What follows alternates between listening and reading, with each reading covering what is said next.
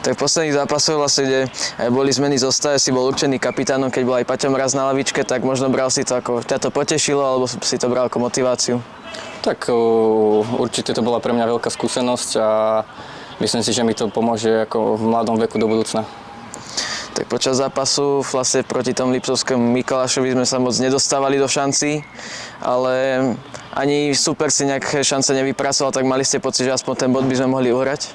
Tak ten zápas bol určite o jednom góle. Kto strelí prvý gól, tak vyhrá. Bohužiaľ ho dali z Liptovského Mikuláša a my sme odchádzali bez bodu.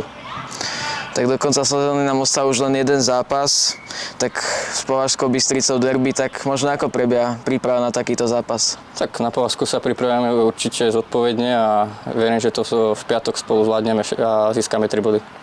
Tak vlastne situácia je taká, že budeme sa už musieť spoliehať aj na iné výsledky. Košice, Žilina, budeme dúfať, že teda Košice vyhrajú, ale budete sa hlavne chcieť sústrediť na seba, alebo budete to nejako sledovať? V prvom rade musíme my vyhrať, takže sa sústredím iba na seba a až po zápase zistíme, čo sa stalo. Nie je vám to možno teraz tak ľúto, že pri tých predošlých zápasoch, kde ste naozaj mohli vyhrať, že by ste získali nejaké body a teraz by ste tú záchranu mali vo vlastných rukách? Tak určite nám je to ľúto, ale už to nevrátime späť, takže budeme veriť a dúfať v to, že sa zachránime. V piatok asi môžeme očakávať, že na takýto zápas príde aj veľa divákov, tak ako sa ti hrá možno pred toľkými divákmi, čo ti ide hlavou? Tak určite to poteší, že príde veľa ľudí, takže veríme, že to spoločne s nimi zvládneme a získame 3 body a zachránime to tu.